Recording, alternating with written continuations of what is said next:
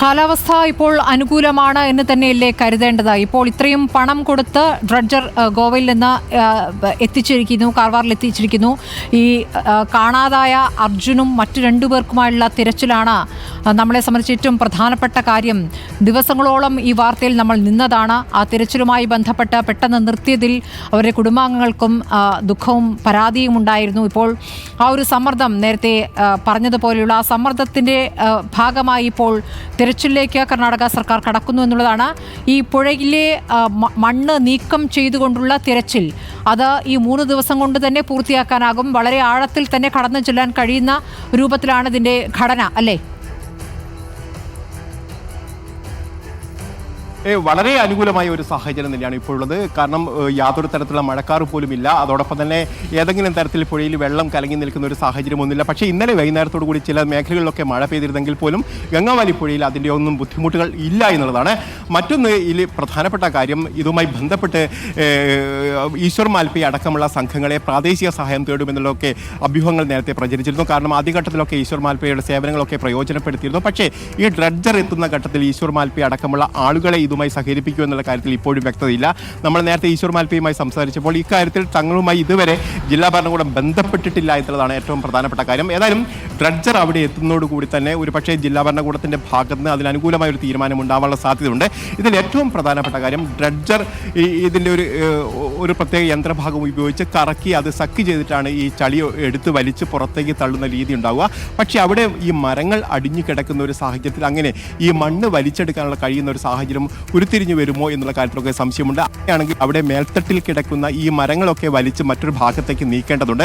അങ്ങനെ നീക്കുകയാണെങ്കിൽ ഒരു പക്ഷേ ഇത്തരത്തിൽ പ്രാദേശിക സഹായം വേണ്ടിവരുമെന്നുള്ളതാണ് ഏറ്റവും പ്രധാനപ്പെട്ട കാര്യം. അതിന് ഈശ്വർ മാൽപ്പയോ അല്ലെങ്കിൽ അത്തരത്തിൽ ഏതെങ്കിലും സ്കൂബ അംഗങ്ങളൊക്കെ വേണ്ടിവരുമെന്നുള്ളതാണ്. ഒരു പക്ഷേ ഈ ഡ്രഡ്ജറുമായി ബന്ധപ്പെട്ട് അതിൻ്റെ ഒപ്പം ഈ ഇത്തരത്തിലുള്ള മുങ്ങൽ വിദഗ്ധരൊക്കെ ഉണ്ടോ എന്നുള്ള കാര്യത്തിൽ നമുക്ക് വ്യക്തതയില്ല. ഏതായാലും ഈ ഡ്രഡ്ജർ ഇവിടെ സ്ഥലത്തെത്തി അവരുടെ പ്രവർത്തനം എങ്ങനെയാണ് എന്ന് കണ്ടതിന് ശേഷം മാത്രമായിരിക്കും അക്കാര്യത്തിലൊക്കെ നമുക്ക് ഒരു മറുപടി പറയാൻ കഴിയുക. അതോടൊപ്പം തന്നെ ഇന്ന് ജില്ലാ ഭരണകൂടത്തിൻ്റെ ഒരു അവലോകന യോഗം 11 മണിക്ക് ചേരുമെന്ന് നേരത്തെ അറിയിച്ചിരുന്നെങ്കിൽ പോലും ജില്ലാ കളക്ടർ അടക്കമുള്ള ആളുകൾ സംഭവ സ്ഥലത്തേക്ക് എത്തിയിരുന്നില്ല. ഒരുപക്ഷെ ഡ്രഡ്ജർ എത്താൻ വൈകുന്നത് കൊണ്ട് മാത്രമായിരിക്കും ആ അവലോകന യോഗം നടക്കാതെ പോയത്. ഒരുപക്ഷെ ഇപ്പോൾ ഡ്രഡ്ജർ എത്തിയിരിക്കുന്ന ഒരു പ്രത്യേക സാഹചര്യത്തിൽ ഇന്ന് ഉച്ചയ്ക്ക് ശേഷം ഈ ഒരു അവലോകന യോഗം ചേരാനുള്ള സാധ്യതയുണ്ട്. ഒരുപക്ഷെ അതിൽ MLA-യും അതോടൊപ്പം തന്നെ സ്ഥലം മറ്റ് MLA-മാരും ജില്ലാ ഭരണകൂടത്തിൻ്റെയും SP-യും അതോടൊപ്പം മറ്റുള്ള ആളുകളൊക്കെ ഈ യോഗത്തിൽ പങ്കെടുക്കും. ആ യോഗത്തിൽ ഒരു പക്ഷേ ഈശ്വർ മാൽപ്പെ അടക്കമുള്ള ആളുകളെ സഹകരിപ്പിക്കാൻ ഒരു നീക്കം ഉണ്ടാകുമോ എന്നുള്ള കാര്യമാണ് നമ്മൾ ഉറ്റുനോക്കുന്നത്. ഏതായാലും ഈശ്വർ മാൽപ്പെ ഇക്കാര്യത്തിൽ അത്തരം ഒരു വിളി അവർ പ്രതീക്ഷിക്കുകയും ചെയ്താൽ അവർ തയ്യാറായി നിൽക്കുന്നു എന്ന് തന്നെയാണ് നമ്മളോട് അറിയിക്കുകയും ചെയ്തിരിക്കുന്നത്. ഏതായാലും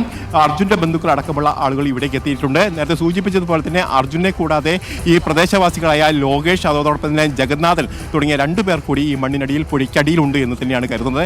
അങ്ങനെ അതുകൊണ്ട് തന്നെ ആ ഭാഗത്ത് നിന്ന് അവരുടെ വിഭാഗങ്ങളിൽ നിന്നൊക്കെ വലിയ തരത്തിലുള്ള സമ്മർദ്ദം സംസ്ഥാന സർക്കാരിൻ്റെ ഭാഗത്ത് ഉയർന്നു വരികയും ജില്ലാ ഭരണകൂടത്തിനെതിരെ വലിയ തരത്തിലുള്ള പ്രതിഷേധം ഉയർന്നു വരികയും ചെയ്തിരുന്നു. കഴിഞ്ഞ ദിവസം ദേശീയപാത ഉപരോധിക്കുന്ന സ്ഥിതിവിശേഷം വരെ ഉണ്ടായിരുന്നു. അതിനെ തുടർന്ന് ഈ ബന്ധപ്പെട്ട പ്രതിഷേധിച്ച ആളുകൾക്കെതിരെ കേസെടുക്കുന്ന ഒരു സാഹചര്യമൊക്കെ ഉണ്ടായിരുന്നു. ഇത്തരത്തിൽ വലിയ തരത്തിലുള്ള സമ്മർദ്ദം കേരളത്തിൽ നിന്ന് പുറമെ ഈ സംസ്ഥാനത്തിനകത്തുനിന്ന് തന്നെ കർണാടക സർക്കാർ അഭിമുഖീകരിക്കേണ്ടി വന്നിരുന്നു. ഇതിനെ തുടർന്നാണ് ഇപ്പോൾ ഈ ഡ്രഡ്ജർ ഇവിടേക്ക് എത്തിക്കാനുള്ള നീക്കം വളരെ വേഗത്തിൽ ഉണ്ടായത്.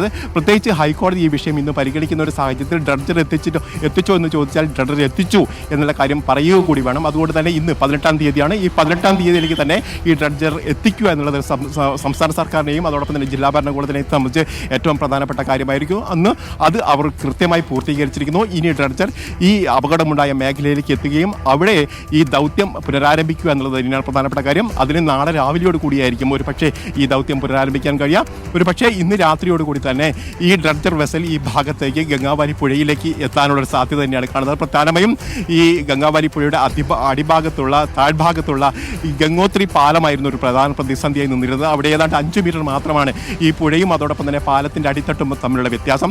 അതിലൂടെ ഈ ഡ്രഡ്ജർ കടത്തിക്കൊണ്ടുപോകാൻ കഴിയുമോ എന്നുള്ള ആശങ്കയൊക്കെ നേരത്തെ ഉണ്ടായിരുന്നെങ്കിൽ ഇപ്പോൾ ആശങ്കയൊക്കെ മാറിയിരിക്കുന്നു. കാരണം ഈ ഡ്രഡ്ജറിൻ്റെ മുകൾ ഭാഗത്തേക്കുള്ള പോസ്റ്റുകളൊക്കെ അഴിച്ചു മാറ്റിയ നിലയിലാണ് ഇപ്പോൾ വന്നിരിക്കുന്നത്. ഏതായാലും ഡ്രഡ്ജർ ഇപ്പോൾ തീരത്ത് എത്തിയിരിക്കുന്നു. കാർവാർ തീരത്ത് അതിൻ്റെ ഭാഗത്ത് ഈ തീരത്തോട് അടുപ്പിക്കുന്ന ഒരു ദൃശ്യങ്ങളാണ് ഇപ്പോൾ നമുക്ക് കാണാൻ കഴിയുന്നത്. ഏതായാലും ടഗ് ബോട്ടുകൾ അവിടെ നിന്ന് മാറിപ്പോയിട്ടുണ്ട്. ഏതായാലും കൂടുതൽ ഈ മേഖലയിൽ നിന്ന് ഈ ഡ്രഡ്ജർ ഈ കാർവാർ തീരത്ത് നിന്നും ഈ ഗംഗാവാലി പുഴയിലേക്ക് എത്തിക്കുക എന്നുള്ളത് തന്നെയാണ് പ്രധാനപ്പെട്ട കാര്യം. അതിനുള്ള ശ്രമം തന്നെയാണ് ഈ അല്പസമയങ്ങൾക്കകം തന്നെ ഉണ്ടാകുക. ഒരു പക്ഷേ ജില്ലാ ഭരണകൂടം ഈ അവലോകന യോഗം ചേരുകയും നാവികസേന ഈ വിവരം അറിയിക്കുകയും ചെയ്യും. ഈ നാവികസേനയായിരിക്കും ഇതിന് ക്ലിയറൻസ് നൽകുകയും ഈ ഭാഗത്തേക്ക് പോവുകയും ചെയ്യേണ്ടത്. ഏതായാലും കാലാവസ്ഥ അനുകൂലമായ ഒരു ഘടകമായി നിൽക്കുന്നു എന്നുള്ളത് ഏറ്റവും ശുഭകരമായ ഒരു കാര്യം തന്നെയാണ്. അതുകൊണ്ട് തന്നെ വളരെ പെട്ടെന്ന് തന്നെ ഡ്രഡ്ജറിനെ ഈ ഷിരൂരിലെ ദുരന്ത മേഖലയിലേക്ക് എത്തിക്കാൻ കഴിയുമെന്ന് തന്നെയാണ് പ്രതീക്ഷിക്കുന്നത്. ഷിരൂരിൽ തിരച്ചിലിനായുള്ള ഡ്രഡ്ജർ ഇപ്പോൾ കാർവാർ തീരത്തേക്ക് എത്തിച്ചതിന്റെ ദൃശ്യങ്ങളാണ് പ്രേക്ഷകർ കാണുന്നത്. ടഗ് ബോട്ടുകളുമുണ്ട്. ഇന്നിപ്പോൾ collector Lakshmi Priya, SP M Narayana, MLA Satish Sail, dredger company അധികൃതർ എന്നിവർ പങ്കെടുക്കുന്ന യോഗമുണ്ടാകും. ആ യോഗത്തിലാണ് തിരച്ചിൽ എപ്പോൾ തുടങ്ങും എന്നതിൽ ഒരു കൃത്യമായ തീരുമാനം ഉണ്ടാവുക. നാളെ പുലർച്ചയോടെ തുടങ്ങാനാണ് സാധ്യത എന്ന് അഭിലാഷ് റിപ്പോർട്ട് ചെയ്യുന്നു. നാവികസേനയുടെയും ഈശ്വർ മാൽപേ അടക്കമുള്ള പ്രാദേശിക മത്സ്യത്തൊഴിലാളികളുടെയും സഹായം തേടേണ്ടതുണ്ടോ എന്നതിലും തീരുമാനം ഇന്നത്തെ ആ യോഗത്തിലായിരിക്കും എന്നാണ് അറിയാനാകുന്നത്.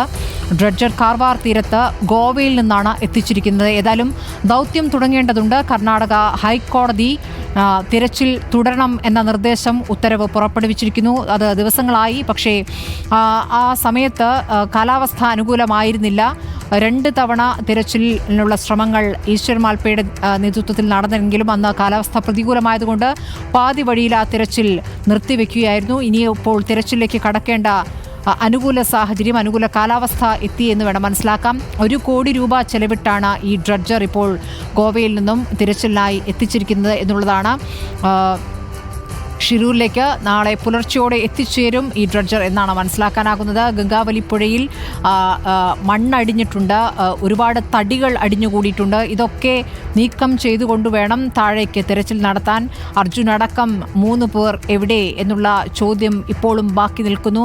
അർജുൻ്റെയും ബാക്കി 2 പേരുടെയും ബന്ധുക്കളും ആ തിരച്ചിലിൻ്റെ ആവശ്യം ശക്തമായി തന്നെ മുന്നോട്ട് വച്ചിരുന്നു. കുറേ ദിവസം തിരഞ്ഞെങ്കിലും പല ഭാഗങ്ങളായി പുഴയുടെ പല ഭാഗങ്ങളായി തിരച്ചിൽ നടത്തിയെങ്കിലും ഒന്നും കണ്ടെത്താനാകാഞ്ഞത് വലിയ നിരാശയാണ് ഉണ്ടാക്കിയത്. ഇപ്പോൾ ദിവസങ്ങൾക്കിപ്പുറം കാർവാർ തീരത്തേക്ക് ഡ്രഡ്ജർ എത്തുമ്പോൾ അത് പ്രതീക്ഷയുടെ ഡ്രഡ്ജറാണ്. ആ പ്രതീക്ഷ ഫലവത്താകുമോ എന്ന് നാളെ അറിയാനാകും. നാളെ കാലാവസ്ഥ അനുകൂലമാകുമെന്നുള്ള പ്രതീക്ഷയാണ് നിലവിലുള്ളത്. വേലിയിറക്ക സമയത്താണ് ഈ ടഗ് ബോട്ടിനെ ഗംഗാവലിയിലേക്ക് കടത്തിവിടുക എന്നുള്ള സൂചനകൾ നമുക്ക് ലഭിക്കുന്നുണ്ട്. വേലിയേറ്റ സമയത്ത് തിരയുടെ ഉയരവും ജലനിരപ്പും വളരെ കൂടുതലായിരിക്കും. അതുകൊണ്ടാണ് വേലിയിറക്ക സമയത്ത് ടഗ് ബോട്ടിനെ പുഴയിലേക്ക് കടത്തിവിടുക. ക്രെയിൻ അടക്കമുള്ള ഡ്രഡ്ജർ പാലത്തിനടിയിലൂടെ കയറ്റാൻ ആ സമയത്ത് ബുദ്ധിമുട്ടുമാണ്. വേലിയിറക്ക സമയം കാത്തിരിക്കും എന്നുള്ള സൂചനകൾ കൂടി നമുക്ക് ലഭിക്കുകയാണ്.